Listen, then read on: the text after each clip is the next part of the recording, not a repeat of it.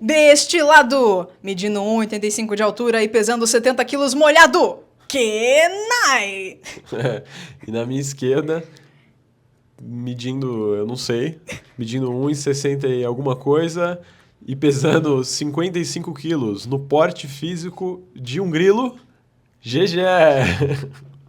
E eles vão se enfrentar hoje para apresentar o amado, o estimado Papinho Cinema! Roda a vinheta!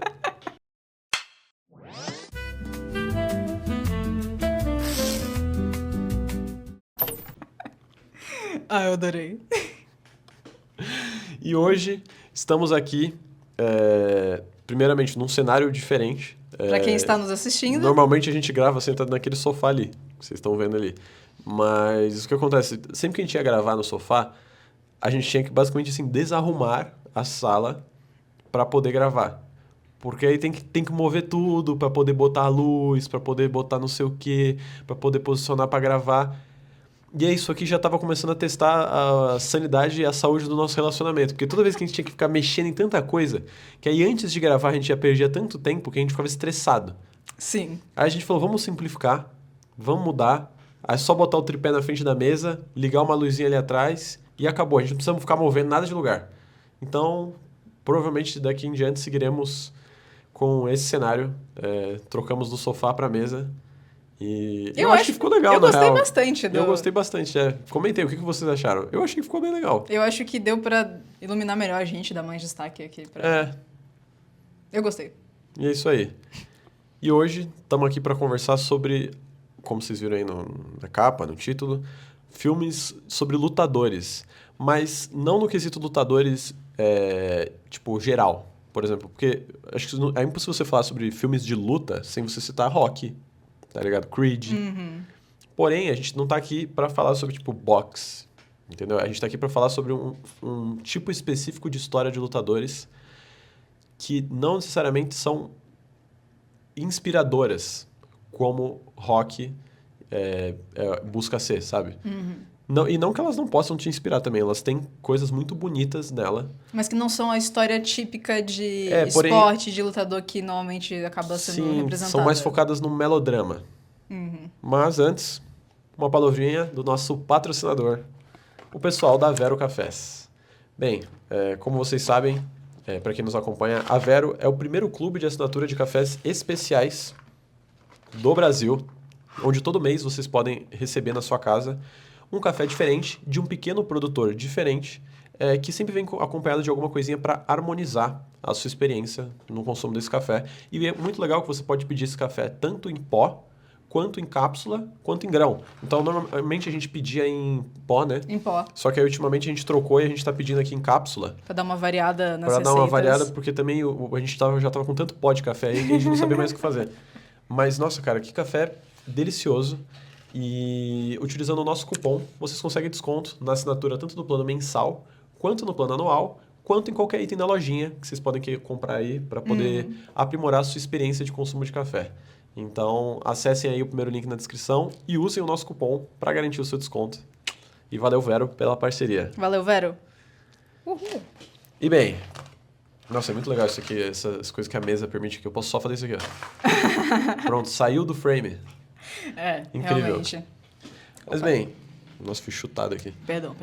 Hoje, a gente pensou em falar sobre 3 filmes específicos. Coração de Lutador, que foi o filme que inspirou, na real, essa lista. Uhum. Que é o filme mais recente, né? Com o The Rock e tudo mais, que ele foi indicado ao Globo de Ouro. Teve campanha pro Oscar também. Que é um filme que eu acredito ser muito subestimado. E, juntamente a ele, fala sobre 2 filmes de wrestling, né? De luta livre, de WWE aí, pra quem gosta desse universo, que é algo que eu gostava bastante. Que são eles A Garra de Ferro e O Lutador. Eu acho que O Lutador deve ser o filme menos conhecido da lista, mas é incrível. Incrível. E, bem, assim, eu acho que quando a gente pensa, é aquilo que eu tinha comentado um pouco antes, eu acho que quando a gente pensa em filmes sobre lutadores, filmes de esporte, assim, no geral, todo mundo pensa em Rock. Porém, eu acho que... e Rock, assim, é um filme incrível. E é uma história muito inspiradora, tá ligado? Nossa, eu vejo o Rock, eu vejo o Creed. Eu tenho vontade de ficar gigante. Eu vou na academia, eu vou começar a virar pneu. Eu vou sair na mão com alguém. Porém, eu acho que também tem muito valor aquelas histórias que abraçam mais o melodrama e tem algo pra nos fazer refletir que não seja só sobre vencer. Eu acho que porque também a maioria desses filmes mais clássicos de luta, eu sinto que, querendo ou não, eles são focados num público masculino. Eu acho que se você perguntar, botar 10 homens numa sala e perguntar quantos já assistiram Rock, quantos já assistiram Creed, vai ser muito mais do que se perguntar pra 10 mulheres. Tipo, são filmes que são mais focados nessa experiência masculina e, querendo ou não, um pouco também, eu sinto pelo menos dessa, não necessariamente glorificação da luta, mas dessa glória, assim. Sim, almejar a vitória, Isso. pô, o sucesso. Que vão ter dois caras se esmurrando lá e o melhor vai ganhar e é isso aí, tá ligado? E não que os filmes não mostrem também os percalços nesse caminho, mas eu sinto que os filmes clássicos, eles deixam um pouco mais esquisito de tipo, homens, vamos ser bravos aqui, vamos Assim, lutar. não necessariamente também. Tipo, Rock, eu sinto que é uma franquia que evolui muito. Eles começam... Assim, o primeiro filme é mais... Também é uma história de motivação e superação muito grande, mas conforme os filmes avançam, você vê ser mais trabalhado o relacionamento dele com a esposa, a mulher que ele ama, e o filho, e o peso da carreira dele contra a presença dele no lar, tá ligado? Mas, por exemplo, Creed 3, a gente tava revendo algumas reviews nossas do Letterboxd e a sua review de Creed 3 foi tudo podia ter sido resolvido numa conversa. Mas os caras tinham que sair na porrada. Mas os caras tinham que sair na porrada, sabe? Não que isso, de novo, não que isso seja ruim, mas eu sinto que esses filmes que a gente trouxe, eles... porque eles são muito interessantes, porque eles tentam trazer um lado diferente pra essa ótica mais tradicional, que eu sinto que é abordada em porque filmes. assim, eu acho que comumente em filmes de esporte, e principalmente em filmes de luta, tipo, você pega Rock, ele é uma história de superação. É sobre atravessar as barreiras. Creed também. Vencer as adversidades. Vencer as adversidades e triunfar. Mas o que acontece se mesmo se esforçando você não chega lá? Se mesmo amando esse esporte, aqueles dilemas que você luta, que você tem internos e familiares, te cobram um preço que nem mesmo toda a glória do esporte é capaz de te fazer esquecer. E eu acho que é isso que tanto o Coração de Lutador contra a Garra de Ferro, quanto O Lutador conseguem dialogar. São 3 filmes que eu acho incríveis. Os 3 filmes, pra mim, são perfeitos. Perfeitos. Eu acho maravilhosos. E que abordam mais esse lado introspectivo dessas figuras, sabe? E acho que a gente podia começar falando sobre Coração de Lutador, mais recente. que é o mais recente. Inclusive, Coração de Lutador, eu acho que a interpretação do The Rock né, é incrível. Eu genuinamente acho que ele foi muito subestimado. Sim. E eu sou um dos poucos, que eu sei que são poucos, mas que acredita que, assim, entre os irmãos Safdie, eu acho que o trabalho do Benny em Coração de Lutador é melhor do que o trabalho do Josh em Marte Supreme. Sim. E eu não acho Marte Supreme um filme ruim, tá? Só pra deixar claro. Mas é o que a gente trouxe um pouco da nossa crítica de Marte Supreme, porque qual que é a abordagem, eu sinto que acabou sendo meio que a moral da história, a abordagem em Marte Supreme, que é que vale a pena você machucar e usar todas as pessoas ao seu redor pra você conseguir, nem aquilo que você quer, mas conseguir algo, porque no final Marte ele não ganha, ele não obtém a glória. E ele obtém isso a custo de quê? A custo de todas... Assim, no final nada, né? Porque ele ficou ótimo, ele ficou tudo bem. Eu acho que o Marte Supreme é exatamente sobre isso, mas eu acho que ele tenta ser sobre, tipo, a obsessão daquele cara e o quanto ele tá machucando as pessoas no caminho pra alcançar o seu sonho. Porém, ele não exatamente tem consequências que são claramente apresentadas na história. E aí, naquele final, tipo assim, aí deixa só aquela ceninha final pra querer ser o momento onde ele finalmente reconhece a consequência, eu senti que faltou. Eu entendo que justamente a ideia do filme não é você glorificar o Marty. Só que eu acho que vai acabar sendo mais um daqueles casos de que pro grande público vai assistir e vai se inspirar no homem, no personagem principal masculino, que claramente é um otário. Tanto que agora tá tendo muita gente compartilhando, principalmente no Twitter, assim, imagens de, tipo, com frases do Marte Supreme que são motivacionais, quando você pega elas fora de contexto. E aí você vê que teve uma interpretação errada, né? Por isso que Mas a gente já falou sobre o Marte Supreme. Tem um episódio inteiro falando sobre o Marte Supreme. Então, assim, falando sobre The Smash Machine, o que você achou? Cara, eu gostei muito. Eu gostei muito. Eu lembro quando foi anunciado o filme, Eu tava muito receosa de saber que ia ser o The Rock que ia Nossa, fazer. não, fiquei feliz demais. Não, eu fiquei receosa, cara, Eu porque fiquei todos feliz os demais. últimos filmes que eu tinha visto com o The Rock foram... O último filme que eu tinha visto dele especificamente foi aquele Red, que é aquele filme de Aham, de Natal, Natal. que eu achei, nossa, cara, horrível, tipo assim... E tinha todas aquelas polêmicas envolvendo o The Rock com a questão da Marvel, aí que ele tava dominando tudo, e com a questão do live action de Moana, que eu também já tava de saco cheio de ouvir falar do live action de Moana.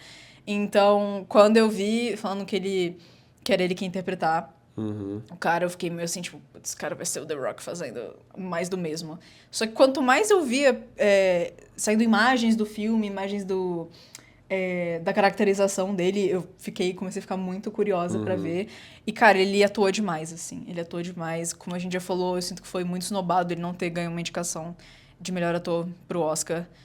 Não que, né, também seja Cara, que esse ano tava tudo. disputado. Nossa, esse ano o Oscar, principalmente na categoria de melhor ator, tava muito disputado. Mas eu achei incrível, assim. Eu achei que ele realmente mergulhou no personagem. Uhum. Atuou muito bem. O filme eu achei muito bom também. Eu achei o filme muito introspectivo, justamente por ele ter essa pegada muito diferente. Tipo, a forma que ele conta a história que ele quer sobre contar. isso que eu queria falar. Principalmente, pode falar. assim. Cara, Coração de Lutador, eu acho ele muito ousado e corajoso na forma que ele se propõe como uma cinebiografia. Eu acho que as pessoas não deram o devido reconhecimento para o que esse filme faz e para a interpretação do The Rock mesmo no filme. Porque, em essência, ele é um filme sobre esporte e uma cinebiografia de um lutador, mas que não é um filme de superação, não é um filme sobre vencer. É um filme sobre aprender a perder. É um filme sobre entender que, às vezes, mesmo que você se esforce muito, você não vai conseguir. E tá tudo bem. Entendeu? Por quê? Porque a gente tem que saber perder, a gente tem que saber ser derrotado. E eu acho interessantíssimo que Coração de Lutador ele se estrutura em apenas 3 anos da carreira desse cara. Porque comumente em filmes em cinebiografias, a gente sempre vê, tipo assim, a ascensão da pessoa, né, do sonho, muitas vezes da infância, como que ela descobriu aquela paixão, e ela iniciando aquilo até atingir a sua glória. E esse filme não, ele começa do momento onde o Mark Kerr, ele já era um lutador relativamente consagrado no meio, tinha o seu Ele tava nome no ali auge dele. no começo do MMA, e é muito interessante que o filme fala sobre, tipo, a profissionalização do MMA, né? E a gente só vê 3 anos. A gente vê um momento onde ele já era famoso, ele atingiu uma certa glória, e o filme acaba não quando ele estava no maior momento da sua carreira, no auge. O filme acaba quando ele finalmente amadureceu. E é muito corajoso fazer isso, porque o filme acaba e ele apresenta pra gente lá que ele ainda lutou por mais 11 anos. Acho que foi 9 anos, não foi? Eu acho que 11 ou 9, mas assim, tipo... num tempo ainda. A história daquele cara, ela não acaba ali. Mas o que ele precisava aprender, sim. O que o filme queria nos dizer, tá ali. Tá ali naquele recorte de 3 anos. E eu acho que é lindo a forma como o filme explora isso, sabe? E o The Rock em si, sabe? A forma como ele também demonstra essa repressão de sentimento. Ele não quer reconhecer que ele tem uma dificuldade, né? Porque esse é o principal ponto da interpretação do The Rock. Eu acho que quando ele faz comédias, que é algo que a gente está mais acostumado a ver o The Rock, é algo mais caricato, mais explosivo, mais extrovertido, né? E Coração de Lutador é muito introspectivo, é o total contrário do que a gente está acostumado a ver ele. Porque ele é um filme sobre um homem que não quer reconhecer a sua dor, ele não consegue, ele tem esse ego, essa certa arrogância que impede ele de admitir as suas dificuldades. Tem uma cena que eu acho incrível e que muita gente talvez não dê devida atenção pra ela, que é aquela cena onde ele e a personagem da Emily Blunt vão num parque de diversões. E ela quer ir num brinquedo que fica girando e ele claramente não tá confortável de ir no brinquedo. Só que ele não consegue falar, eu não quero ir. Ele fica falando, não, mas é que eu tenho um problema na barriga e não sei o que, você sabe como é que é. E aí o próprio cara que controla o brinquedo brinca com ele, né? Dá uma cutucada e fala, pô, se você tá com medo, não precisa ir. E ele, não tô com medo. Tipo, eu não tô com medo. Tipo, o cara não consegue, sabe? Ele é tão bruto que ele não consegue. E também na cena que ele tem a overdose. Onde o amigo dele chega pra falar com ele e ele fica circulando e dando voltas pra não admitir de que ele teve uma overdose por culpa dele, por conta do vício dele. Ele não quer admitir que ele tem um vício. Então ele fica, não, isso aconteceu, não sei como é que aconteceu. Até que o cara vai lá e confronta ele. Cara, olha o que você tá fazendo. E aí ele instantaneamente começa a chorar. Porque é o momento de quebra aquela barreira dele. E o The Rock, ele captura isso muito bem. Você olha, e o filme ele é filmado de uma forma muito próxima, né? Ele tem planos muito fechados. E você vê o quanto ele... A batalha interna dele, no olhar dele, o quanto ele tá segurando aquele choro. É uma interpretação muito interessante porque ela é muito contida. Eu acho que é muito difícil, desafiador você conseguir transparecer emoções tão profundas assim com uma atuação tão sutil. Porque, o que a gente falou, né? O Mark Kerr, né? Ele é prepotente, ele é orgulhoso, ele não acha que ele pode perder, ele tem uma necessidade muito grande por controle. Ele tem que estar no controle total de todas as situações, só que ele não faz isso de um jeito que é gritante. Sim. Que é gritando com a namorada, que é mandando nela, que é xingando as outras É pessoas ao redor levemente dele. manipulativo, né? Uma cena Ele tem uma fala mansa. Exato, é um jeito que é muito sutil. Pra mim, uma cena que eu relembrei agora que a gente tá falando do filme, que pra mim define muito essa necessidade de controle dele. Não sei se você lembra aquela cena que ela vai fazer um smoothie pra ele. É logo no começo do Logo filme. no começo do filme, O filme a começa namorada com ela fazendo um shake pra vai ele. fazer uma vitamina pra ele, e aí ele fala assim, quanto você botou na receita? Você botou uma banana, então agora são duas. E aí, ao invés de ele E o simplesmente... leite errado também. Ao invés dele simplesmente, tipo, cara, é uma banana... Bota uma banana a mais, é isso aí, entendeu? Não, ele joga tudo fora e começa do zero. Sendo que mudou, tipo, uma coisa a mais Não, no é que o negócio. leite também tava errado. Não, era só... O leite também. Aí ele fala, e qual leite você usou? Ele, não, eu troquei, agora eu tô usando outro leite. Aí ela, tipo, mas você não tinha me falado. Aí ele, não, tudo bem, tudo bem. Tá tudo bem. Aí ele só joga fora, só que aí ele joga um pouco desse peso nela. Tipo, olha aí o que você fez. Mas de uma forma muito sutil. É. E é muito bom, mano. Eu adorei Coração de Lutador, sendo muito sincero. Eu recomendo muito pra quem não assistiu. O filme acabou de chegar na Amazon Prime, Sim. então isso que é bom, porque antes não tinha lugar nenhum pra assistir. E agora ele chegou no streaming. E eu acho o filme maravilhoso. Eu acho a trilha sonora desse filme também Nossa, é verdade. muito boa, cara. Muito boa. Tem a montagem com o My Way. Uma hora que ele tá treinando, depois de ter atingido assim, o seu momento mais baixo da história. E tá tocando My Way do Frank Sinatra. Cara, que montagem impecável. Que montagem impecável. E eu acho muito louco a maquiagem também. Inclusive, o filme foi indicado na categoria Sim, de maquiagem no Oscar. E acho muito merecido. Porque, cara, às vezes você olha, até quando ele chega no momento da história onde ele não tem mais cabelo, onde o Mark Ele Kerr raspa já o cabelo, já tá careca. Não parece o The Rock. Não. Por quê? Porque ele tinha uma maquiagem que eles colocam aqui, assim, né? Meio Pra nas aumentar a sobrancelhas, porque sobrancelha. aumenta um pouco. Ele também tá sem tatuagem. Tipo, a gente já tá tão acostumado a ver o The Rock com tatuagem que você olha ele sem e fica meio... Caramba. Não, o trabalho pra cobrir as tatuagens ali também foi sensacional. Porque imagina, diariamente, né? Tem que fazer isso. Todo dia. E essa maquiagem aqui... E assim, o The Rock ficou gigantesco, né? Ele já era grande e ele tá, tipo assim, enorme nesse filme. O cara fica, assim, ocupando metade da tela só daqui de largura, assim, do que ele tem de peito e braço, tá ligado?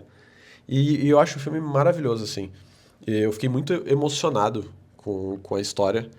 E eu gosto muito, tipo, de filmes que utilizam no cenário de esporte, mas que não são sobre o esporte. É um filme sobre um homem, um homem com problemas de vício, com problemas de autoestima, um homem que tem uma necessidade de controle e que busca incessantemente por controle, porque na realidade ele tá quebrado por dentro. Pra ele tá tudo perdido. Então ele precisa até buscar essa falsa sensação de que as coisas estão tudo bem, porque senão significa que tem algum problema com ele. E ele não quer aceitar que tem algum problema com ele. Então eu acho isso, assim, incrível. Do roteiro e direção do Ben Safdie, a interpretação do The Rock, a cinematografia do filme. O filme é muito bem filmado. Eu gosto muito da estética também, a forma como eles evocam a estética do filme. O filme começa com ele indo lutar lá, e aí ele tá em VHS, tipo, Sim. sabe? O jeito que eles usam isso também pra te transportar no tempo. Cara, o filme é muito bom. Inclusive, o Brasil é mencionado no filme, o que automaticamente eleva o nível do filme já grandemente. Cara, o filme é maravilhoso, gente. Se você não assistiu, assista. Aproveita aí, tá no streaming. E, seguindo nessa vibe de obsessão, eu acho que dá pra falar sobre O Lutador. O Lutador. Porque Nossa, eu acho que filme. esse é um lugar onde os filmes se encontram. Uhum. O Lutador é um filme de 2008. É dirigido pelo Darren Aronofsky, que acho que muita gente aí vai conhecer por conta do Cisne Negro, Mãe, Pra você escute aí. Hacking para um Sonho, A Baleia, com Brendan Fraser. Só que, cara, eu acho que The Wrestler é o meu filme favorito dele. O Lutador é o melhor filme que ele já fez. Porque é um projeto extremamente autoral, diferente de, por exemplo, sei lá, Cisne Negro, que é muito inspirado em uma obra japonesa, e outros filmes dele. O próprio A Baleia, que é inspirado numa peça que já existia. O Lutador é uma história autoral, é uma história nova e incrível. O filme conta a história desse lutador que que já passou do auge da sua carreira. Ele já deveria com certeza ter se aposentado há alguns anos. Mas tudo que ele sabe fazer é lutar. Ele viveu pro mundo do wrestling. E ele não sabe como preencher a sua vida de outra forma. Então ele continua se empurrando para dentro desse meio, por mais que aquilo esteja machucando ele, tanto psicologicamente quanto fisicamente, que é a forma que o filme demonstra isso, cada vez mais. E é um filme sobre obsessão. Inclusive, eu acho que O Lutador é um filme que se assemelha muito com Cisne Negro. Só que Cisne Sim. Negro é sobre a busca da perfeição, é a obsessão por encontrar algo perfeito, né? Por atingir esse ápice que talvez seja irreal. Agora, O Lutador é sobre a obsessão não de ser perfeito, mas talvez voltar a ser. É a obsessão sobre entender que às vezes o seu tempo já passou. E ele não consegue parar. E, cara, a interpretação do Mickey Rourke nesse filme é incrível. E, inclusive, eu acho que esse é um ponto que é muito forte nos filmes do Darren Aronofsky, que ele sabe escalar atores para os seus filmes. Ele faz isso com o Brendan Fraser em A Baleia, onde você pega, cara, esse cara que passou por um sofrimento muito forte na indústria, e você traz ele de volta para um personagem que, em partes, tem um sofrimento que o ator entende. E um lutador é a mesma coisa, porque o Mickey Rourke, ele era lutador. É verdade, Ele era lutador. E ele já teve também muitos problemas com vícios, com drogas, com polêmicas na mídia, que é tudo o que o personagem do filme tá passando. Ou seja, o que ele tá interpretando ali, em parte, não é só interpretação, ele tá vivendo algo, ele tá revivendo algo que ele passou. E isso faz com que o que você vê no filme, assim, os sentimentos se tornem palpáveis. É incrível, assim, eu acho a interpretação dele nesse filme indescritível, eu não sei como definir. Cara, esse filme eu acho ele muito bom também. É um filme que é um pouco mais denso, eu sinto, de você assistir. Porque Sim. você tá vendo uma pessoa se autodestruir, sabe? É um pouco difícil de assistir. E eu acho, inclusive, que esse filme... É muito importante falar desse tipo de filme do mundo que a gente tá vendo hoje em dia. Tem uma cena de O Lutador, que eu acho que o técnico dele fala assim, cara, se você continuar se drogando, tomando bomba, tomando coisa, e indo lutar mais uma vez, você vai morrer. Ele fala, tipo, você vai morrer se você fizer isso de novo. E o cara fica, tipo, eu não ligo. Pra mim tá bom. E eu lembrei de uma frase que... Eu não sei agora se foi o Siban ou outro competidor do Mr. Olympia que falou que, tipo, não, pra mim, se eu conseguir ser o Mr. Olympia e eu morrer depois, tá tudo bem. Não, Siban não foi não, mas eu tô ligado. Alguém desse meio falou. Eu lembro quando estava um pouco mais popular, quando tava tendo competição. Se eu for um Mr. Olympia uma vez e eu morrer, tá bom. Tá bom. Porque eu atingi esse ápice, tá ligado? Porque... E é essa obsessão por algo, cara, que não é saudável. E não vale a pena você morrer, sabe? Pra isso. E o personagem, né, do Randy. O nome dele é Randy, não é? Que ele é o The Ram. Ele, tipo... O Carneiro. Ele conhece uma mina lá, ele começa a se relacionar com ela, ele tem uma filha que ele tá tentando Se se reaproximar. E, tipo, cara, vale a pena você morrer e você perder tudo isso, sabe? Você abandonar tudo isso. E eu acho que, principalmente hoje em dia, eu acho que esse meio, assim, da busca da estética perfeita, do físico perfeito, tem detonado a mente de muitos homens, sabe? De, tipo, colocar a saúde, a vida, a família, tudo em prol de você atingir a glória suprema e pra quê, sabe? No fundo, tipo... Cara, mas essa é uma discussão muito interessante. Eu acho que, assim, tanto O Lutador... Isso me lembrou de uma animação Ai, como é que é o nome dela, cara? Pera aí. Cara, Perguntaram aos universitários. é uma animação francesa. Francesa. Damn. Pera aí.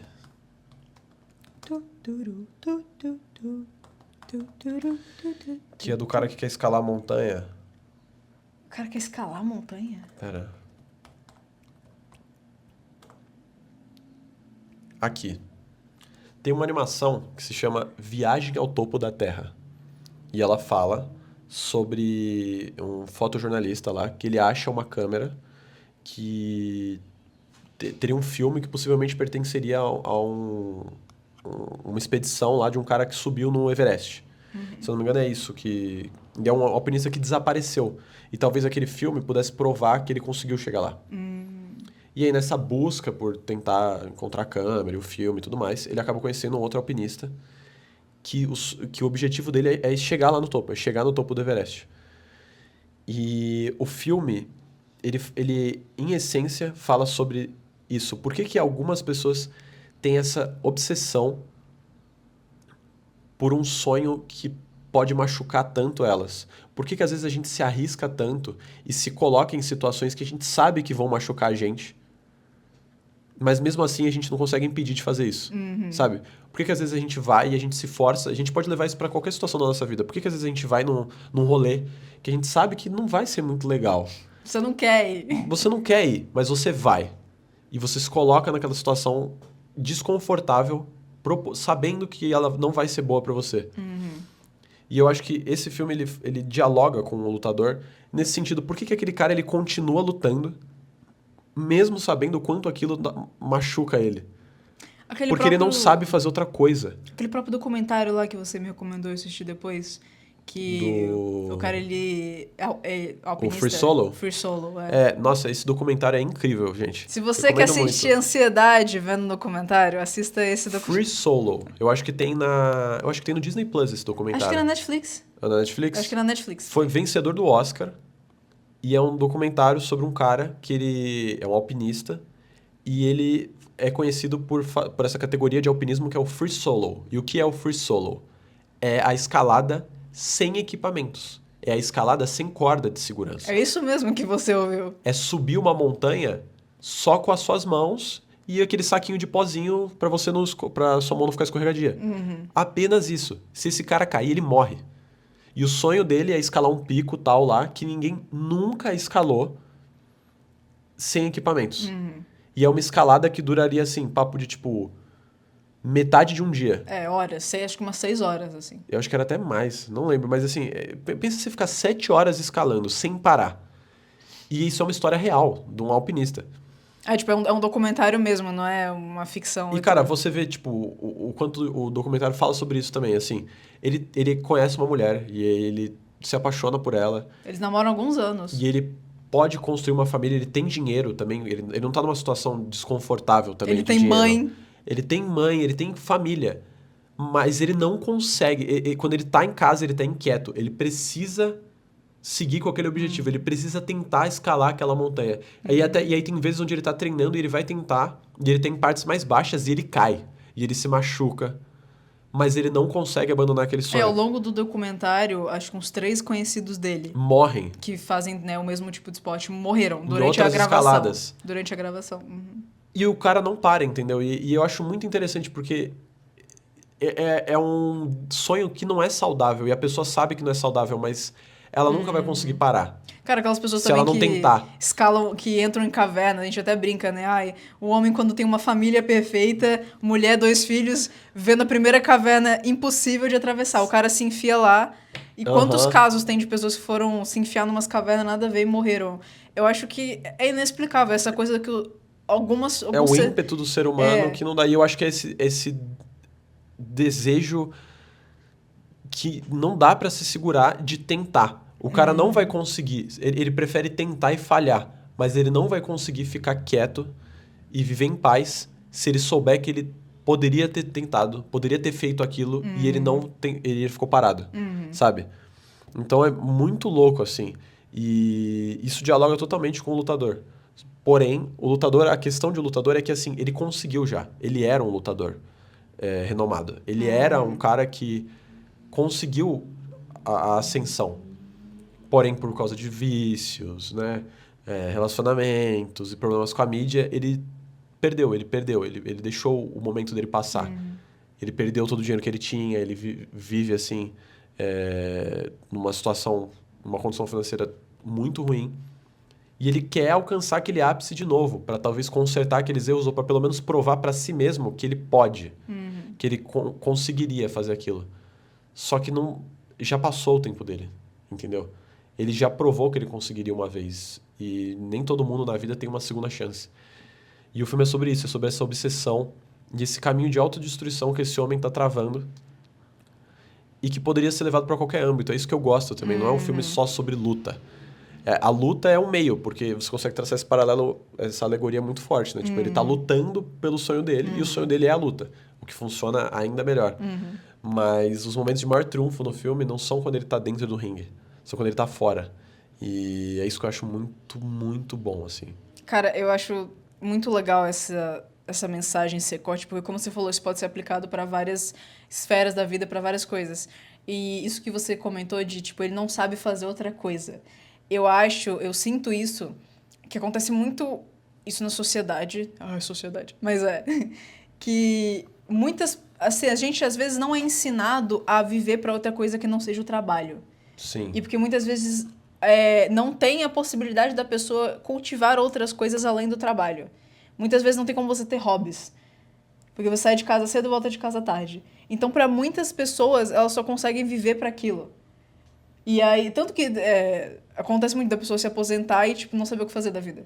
Porque viveu a vida inteira pro trabalho, viveu a vida inteira para aquele sonho e tudo, e aí quando chega, você não tem mais, você percebeu que você não tem amigos, você não tem hobby, você não tem outros interesses, você não tem outras vontades, sabe? Quantas mães, quantas mulheres são ensinadas a vida... Bati. Quantas mulheres são ensinadas a vida toda de que, tipo, não, você tem que ser mãe e esposa. E elas se dedicam àquilo. Inclusive, abrindo uma aspas aqui paralela, que a gente não tá falando de cinema aqui mais, mas eu vi recentemente um estudo que aponta que a maior taxa de suicídios que existem no mundo são de homens e não de mulheres, porque conversando com pessoas, né, que chegaram ao ponto de tentar, as mulheres, elas sentem que elas não podem se matar, elas não são donas nem de suas Não próprias tem o direito. vidas, porque tem pessoas que dependem dela, porque o filho não vai poder viver sem ela, porque uma avó, uma mãe, O marido. ela tem que cuidar do marido, ela tem que cuidar de alguém. Então elas não são donas indiretamente, né, dentro das suas cabeças, elas não são donas nem da sua própria vida, ao ponto de ter o direito de tirar ela. Então é muito louco. E os homens não. Os homens, tipo... Mas cara, e aí o filho sai de casa depois, sabe? Aí os filhos crescem, e aí a mulher, tipo, muitas quebram, porque elas percebem que elas passaram a vida inteira nesse ímpeto de cuidar de alguém, Sim. sem saber fazer outra coisa, e aí quando isso acaba, o que eu faço da vida agora? E eu vejo isso muito em Lutador, porque o cara teve esse auge, viveu essa vida, só que aí chegou um momento em que o corpo não aguenta mais, sabe? Principalmente em esporte, o pessoal costuma se aposentar mais cedo do que em trabalhos mais mundanos, né? Porque é o limite do seu corpo ali. Só que o cara não sabe fazer mais nada. Ele não tem mais nada. Ele não tem esposa, ele brigou com a filha, se distanciou da filha. Ele não tem amigos próximos, não tem hobbies. E aí, o que ele vai fazer? É claro que ele vai tentar ir atrás da única coisa que ele conhece, né? Mas nossa, é um filme... Nossa, e sabe uma coisa que eu acho fantástica nesse filme? O Lutador, ele dá uma aula de fotografia, cara. Porque o filme, ele é sobre a jornada de autodestruição desse cara. Essa obsessão dele em retomar o auge dele na sua carreira como lutador, sendo que esse tempo já passou. E como que o filme demonstra o medo dele de seguir em frente. Constantemente, ele aparece andando, ou mesmo parado, sentado, de costas para a câmera. A câmera constantemente no filme tá nas costas dele. Por quê? Porque esse cara se recusa a olhar para trás. Ao mesmo tempo, ele se recusa a seguir em frente. Ou seja, a gente não vê ele andando na direção da câmera, a gente não vê ele caminhando na nossa direção, a gente só vê ele de costas. entendeu? Porque ele não quer olhar, ele não quer admitir que aquele não é, aquela vida não é mais pra ele. Ele não quer admitir que o tempo dele passou, ele não quer admitir que ele deveria parar. E os poucos momentos em que a história quebra isso é quando ele tá pensando na filha, e aí ele tá andando com a filha, tá tentando retomar o relacionamento com ela, quando ele tá se apaixonando, entendeu? Só que aí toda vez que ele é confrontado e essa paz é quebrada brevemente, ele se retoma para aquilo que ele sabe, para as drogas, pro vício, pra obsessão. E aí o filme volta. A gente volta a ver ele de costas, ele caminhando, ele entrando no ringue. E é muito incrível, sabe? A cinematografia, o quanto o filme ele consegue te falar sobre a dor psicológica daquele homem através da imagem. Eu acho isso incrível. Por Nossa, isso aquela última cena mesmo. cara, a sequência última final cena. do filme é maravilhosa. Nossa, aquele diálogo final, eu não vou falar qual que é, não quero dar spoilers, mas a última interação do filme dele com a mulher. E aí o momento que ele entra no ringue, cara, Nossa. Ai. incrível. Assistam O Lutador. É um filme que vale cada segundo. Ele não tá disponível em um streaming, sabe? Vai ter que dar aquela procuradinha, vocês sabem, né? Onde achar um filme diferente. Mas vale muito a pena, gente. Vale muito a pena. E agora, falar do seu favorito de todos, eu imagino. Eu acho que é... Cara, não sei. O Lutador é muito bom, mas eu acho que o meu favorito é Garra de Ferro. Cara, Garra de Ferro é um dos melhores filmes da A24, honestamente. E talvez, assim, o melhor filme do Zac Efron. E olha que eu sou muito fã de High School Musical, tá? Eu sou muito fã de High School Musical. Cara, é que High School Musical é muito bom, mas ele não exige do Zac Efron como a Garra de Ferro exige dele. Não no mesmo quesito, né? No quesito... É que High School Musical é, tipo, ele tem que... É mais ele tem que corporal, pular, dançar, dar pirueta. cantar. Mas Porém, assim, cara... Garra de Ferro, eu assisti 2 vezes e esse filme me quebra. Inclusive, um ponto que eu vejo sempre muita gente comentar sobre a Garra de Ferro e que é muito real é o quanto eles amenizaram a história real daquela família pro filme. E quem assiste o filme... Se você já achou que a história... É impensável você imaginar que aquilo tem como ser mais trágico. Mas é. Porque no filme a gente conhece a história de 4 irmãos e a opressão, né, que eles sofrem pela imposição do sonho do pai sobre eles. O pai, que queria ser um lutador e um lutador de wrestling frustrado. Ele não conseguiu avançar. Que não conseguiu ter uma carreira tão grandiosa e que impõe esse sonho sobre os filhos. Porém, na história real, são 5 irmãos. No filme, eles tiraram o irmão mais novo. Por quê? E eu vi uma entrevista do diretor, ele comentando isso. Ele falou, cara, eu sinto que o filme não ia suportar mais tragédia. Ele não ia suportar mais uma morte, mais uma dor. Era demais. Então ele teve que tirar. Porque, se eu não me engano, dos 4 irmãos, 2 cometeram suicídio. Nossa. E na história real, o mais novo, que é quem eles tiraram no filme, também. Ele também cometeu suicídio. Meu Deus. Ou seja... Então só um que morreu de causas naturais seria a criancinha, né? Que ele acha que morre afogado? Tem o menino mais novo, mas também tem... Cara, que eles têm os problemas com as drogas e tudo mais. É muita coisa. Mas, não, enfim, e uma coisa importante de se dizer é que, assim, qual que é uma coisa meio que permeia o filme também, é que a família, eles acreditavam que eles estavam amaldiçoados, né? Que os Von Erich eram amaldiçoados justamente pelo fato de que só tinha tragédia na família. Cara, Garra de Ferro é um filme que fala muito sobre masculinidade e sobre paternidade. Mas a paternidade patriarcal. A paternidade que não é saudável. O pai manda e os filhos obedecem. O pai manda, ele é o homem da casa, ele pode tratar a esposa como ele quiser e ele pode impor sobre os filhos. Isso é algo que acontece muito quando é filho homem. Sabe? Impor sobre eles um sonho e eles não têm o direito de rebater. Eles têm que cumprir aquilo. Porque algo que é interessantíssimo sobre o filme é ver o quanto eles reconhecem. Os filhos, eles sabem que eles estão sofrendo. Quando eles estão juntos, eles conversam. Eles sabem que o pai é um problema e que o jeito que a vida deles está seguindo é um problema. Mas eles optam por ignorar isso em prol a um respeito irreal, que não deveria existir em relação ao pai, por conta de tudo que o pai fazia. E porque isso eu acho que é algo que eu acho muito bonito do filme. O filme faz questão de demonstrar que quando eles estavam dentro do ringue, eles eram felizes. Apesar da imposição do sonho do pai, eles amavam lutar juntos. Eles se divertiam ali dentro, eles esqueciam dos problemas do lado de fora. Só que o problema é que os problemas do lado de fora eram muito pesados e muito mais fortes. Aquele diálogo lá que você falou do comentário do Neymar falando com o pai dele.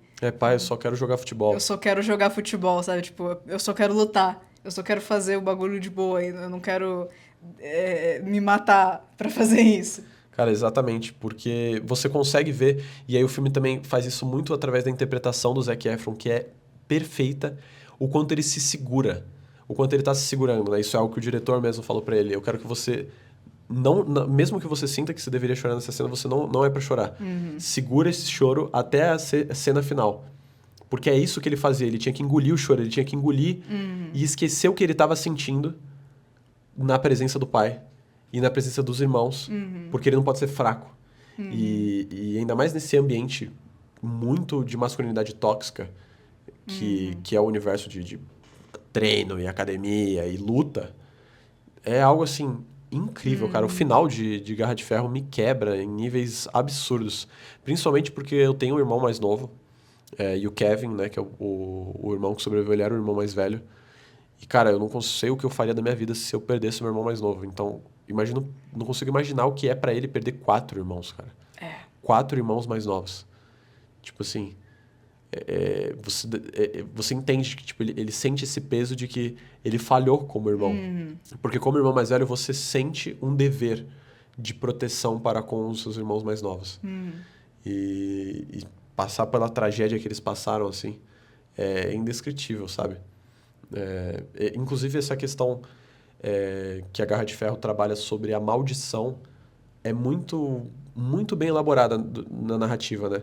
Porque é isso, eles estão num ambiente de masculinidade tão tóxica e o pai é tão bruto e impõe essa repressão dos sentimentos que para eles é mais fácil acreditar no sobrenatural, é mais fácil acreditar que uma maldição tá fazendo aquilo com eles do que reconhecer o real problema que é palpável, que tá na frente deles. O meu pai não é uma boa pessoa e aí o peso que esse esporte tá pedindo da gente às vezes e aí uso de drogas e anabolizantes e as coisas que eles têm as situações que eles têm que se sujeitar para conseguir suportar todo esse peso, é mais fácil acreditar no sobrenatural, tá ligado? É mais fácil acreditar que alguma força do além está contra eles. E o que você falou que todos os irmãos, quando eles estão juntos, eles reconhecem, de certa forma, que o pai deles é um problema.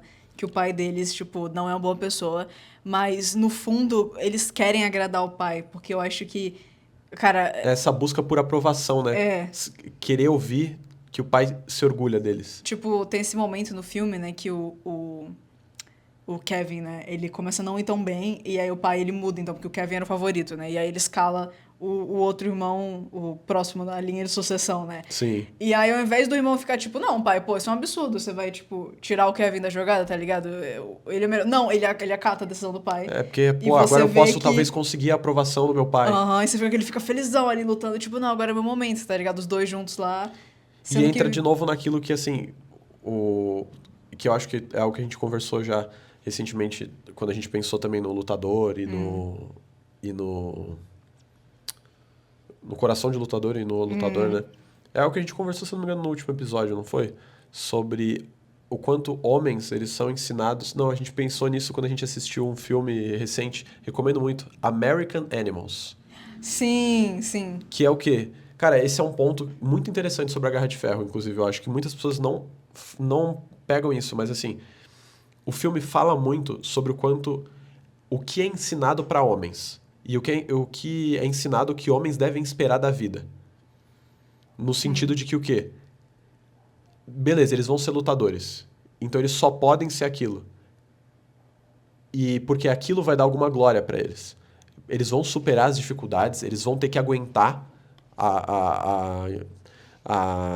os maus tratos do pai, eles vão ter que aguentar a tortura psicológica, eles vão ter que aguentar as drogas Porque é isso que um homem tem que fazer, entendeu? O homem tem que passar por essa dificuldade, entendeu? Matar um leão por dia, é isso aí. É isso que é papo que é de ser coach, homem. é isso que é ser homem, entendeu? Você não pode demonstrar fraqueza.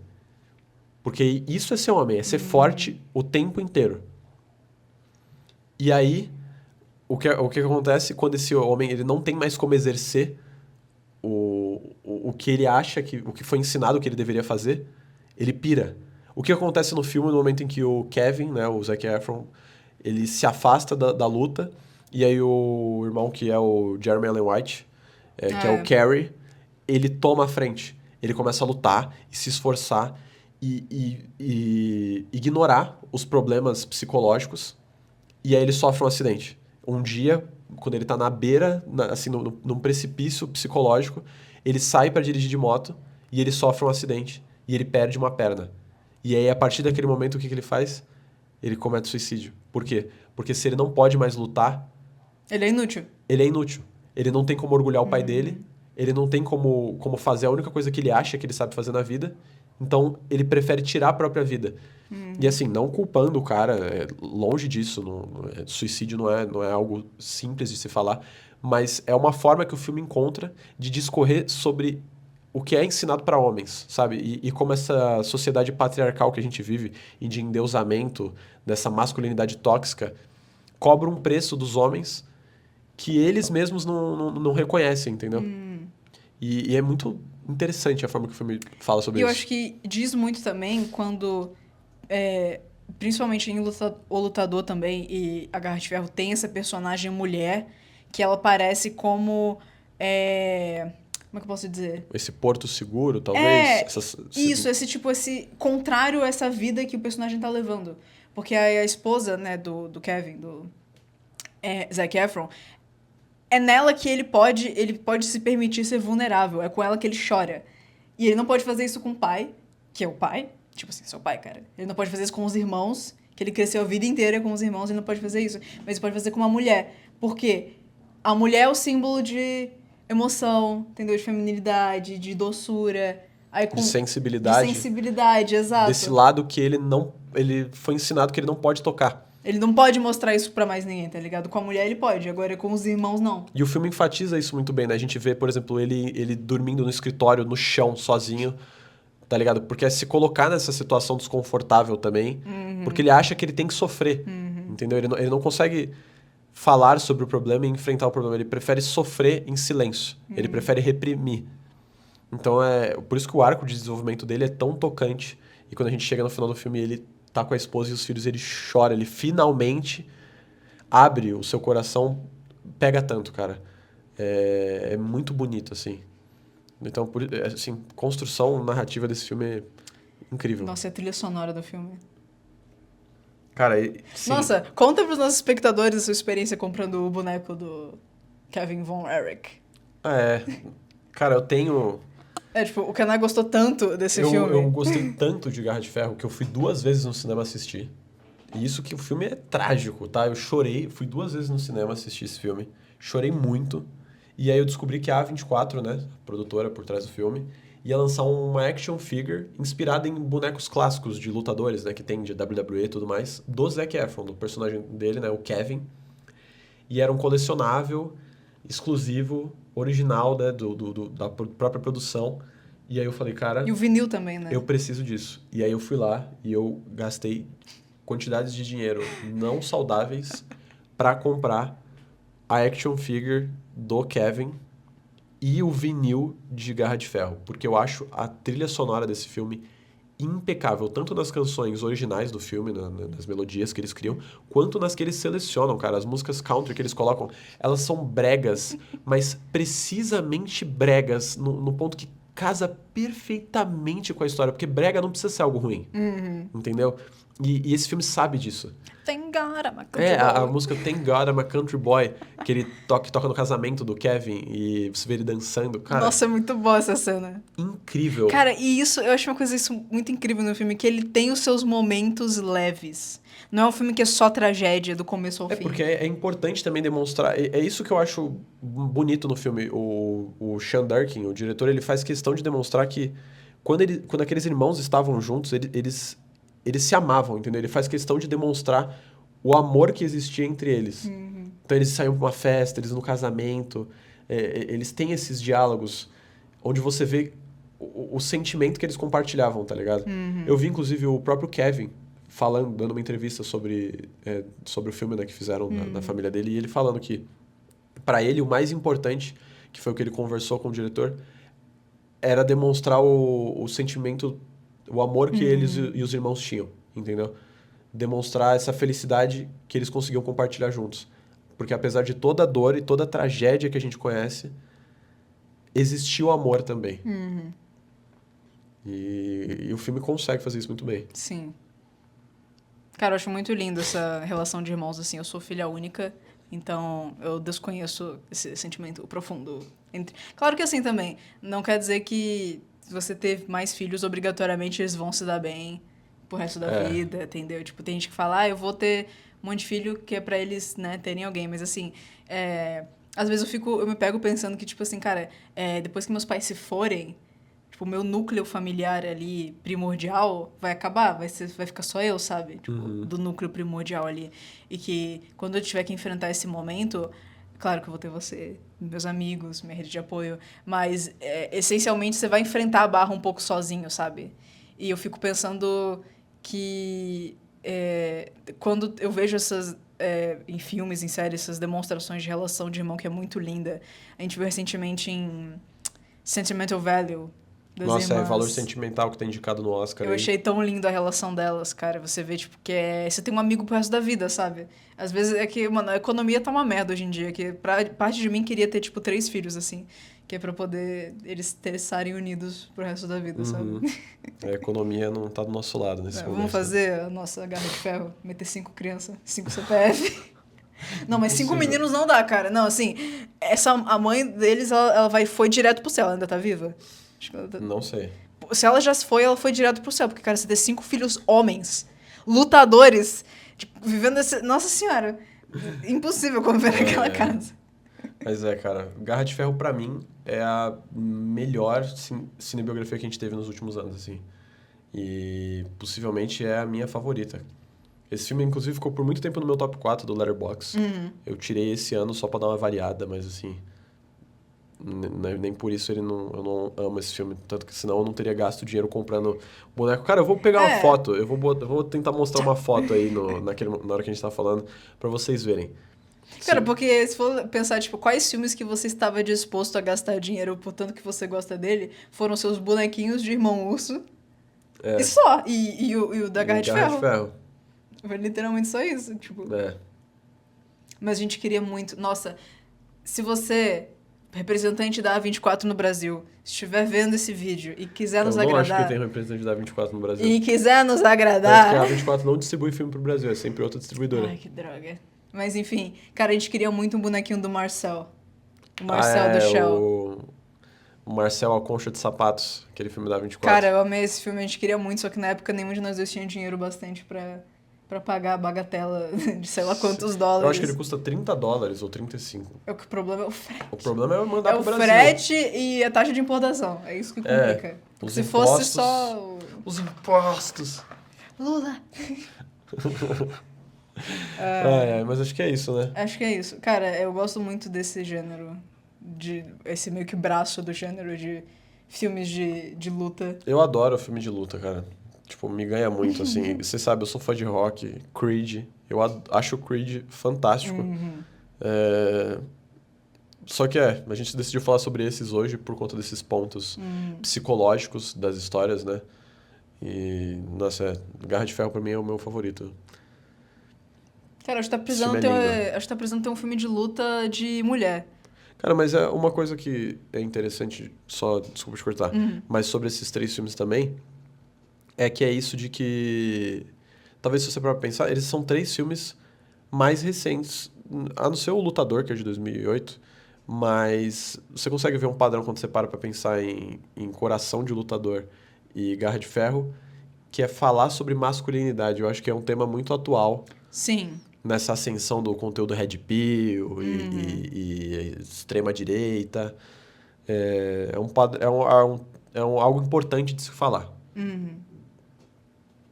Isso aí, o que você tinha pra Não, falar? é que eu ia falar que eu acho que tinha começado a ter filmes de lutadoras mulheres, e aí eu ia perguntar daquele filme da Sydney Sweeney, que Ah, a tava... gente tinha que ver, né? A Christie. Pois é, É que porque não, ela... não teve muito barulho esse filme, né? Tipo, Então, eu sinto eu que... cheguei a fazer um vídeo na época que anunciaram, porque anunciaram muito próximo que o The Rock ia fazer Coração de Lutador e a Sydney Sweeney ia fazer Christie, que é um filme sobre uma boxeadora. E aí eu fiz um vídeo até comentando e eu tava bem curioso pra ver os dois filmes. Só que a Sydney Sweeney se envolveu em tantas polêmicas e abraçou tantas ideias, porque a questão é que a Sydney Sweeney ela se tornou um símbolo de direita. Sim. E qual que é o problema disso? Na campanha de Christie, que é esse filme da lutadora que ela fez. A Christie é uma lutadora, se eu não me engano, ela é lésbica. Ou seja, Ela era casada com homem, depois se assumiu lésbica. ou seja, como é que uma mulher que se tornou símbolo da direita, conservadora, vai ajudar na campanha de um filme de uma mulher LGBT? Não dá, entendeu? Aí ela matou a campanha do filme. Tanto que, pô, no começo, quando tava começando a campanha, estavam falando pra caraca dela, não, tem que ser indicada ao Oscar. Nossa, e não porque sei o quê. eu tava muito E animada pra ver. Sumiu. Eu lembro que eu vi as fotos da caracterização dela, do trabalho que ela tava botando pra, né, ficar maiorzinha. Eu tava assim, cara, que demais, nossa, isso parece ser muito bacana. Então, e aí sumiu da Porque minha cabeça. ela mesmo matou a divulgação do filme, entendeu? Nossa, que decepção assistir Ela esse foi, filme. recentemente, ela recebeu um prêmio junto com o Wagner Moura e outros atores lá. E ela recebeu por Christie, pela interpretação dela nesse filme da lutadora. Porém, cara, você não vai ouvir ninguém falar, porque ultimamente quem que tá falando? Ninguém tá falando dos filmes da Sydney Sweeney. Você viu a última que ela fez, a última polêmica dela? Não. Que ela lançou uma marca de lingerie. Ah, eu vi. E aí tá todo mundo criticando porque mulheres, né, que usam lingerie, falaram assim, claro, isso é a coisa mais desconfortável do planeta, isso não é pra mulheres. Isso é pros homens comprar pra, tipo, achar que eles estão arrasando, entendeu? Pra, eu quero que minha mulher use isso. Só que pra mulheres em si, tipo, é uma bosta. Mas claro que ela vai fazer isso pensando nos homens. Mas aí é isso. Hoje em dia você não tá ouvindo falar sobre os filmes da Sydney Sweeney, você tá ouvindo falar sobre as polêmicas da Sydney Sweeney. O máximo de filme dela recente que a galera tava comentando era o A Empregada lá. Mas eu sinto que era muito mais. Porque o livro é muito querido e a galera queria ver a adaptação em si, do que necessariamente, tipo, por causa da Sydney Sweeney. Até porque o filme tem a Amanda Seyfried e ela é uma atriz, assim, infinitamente superior. Cara, é uma pena, porque eu realmente achava, tipo, eu ainda acho a Sydney Sweeney uma boa atriz, tipo, pelo menos dos trabalhos que ela vinha feito. Eu gostei muito dela em Euforia, eu achei que ela fez muito bem. Cara, que ela furou, ela se perdeu na proposta de que, tipo assim, antes ela era considerada muito inteligente porque ela parecia se aproveitar da sexualização que pessoas faziam com ela pra ganhar dinheiro em cima dessas pessoas. Só que hoje em dia ela foi muito longe, entendeu? Ela levou isso pra longe demais. E aí se perdeu, mano. Tipo, não dá. E aí todo o papel dela hoje em dia parece que gira ao redor do corpo dela, tá ligado? E divulgação, a divulgação é sempre, olhe o tamanho dos meus peitos. Aí dá uma complicada, né, gente? Mas enfim. Acho que é isso aí. Acho que é isso, né? Comenta aí se você assistiu algum dos filmes que a gente mencionou, o que você achou. Se não assistiu, assista, tá? Porque são filmes incríveis. Eu acho que principalmente O Lutador deve ser um que a galera não conhece. E vale muito a pena. Filme muito, muito bom. E obrigado a todos que nos ouviram, que nos viram até aqui. E nos vemos no próximo episódio. Tchau! Tchau.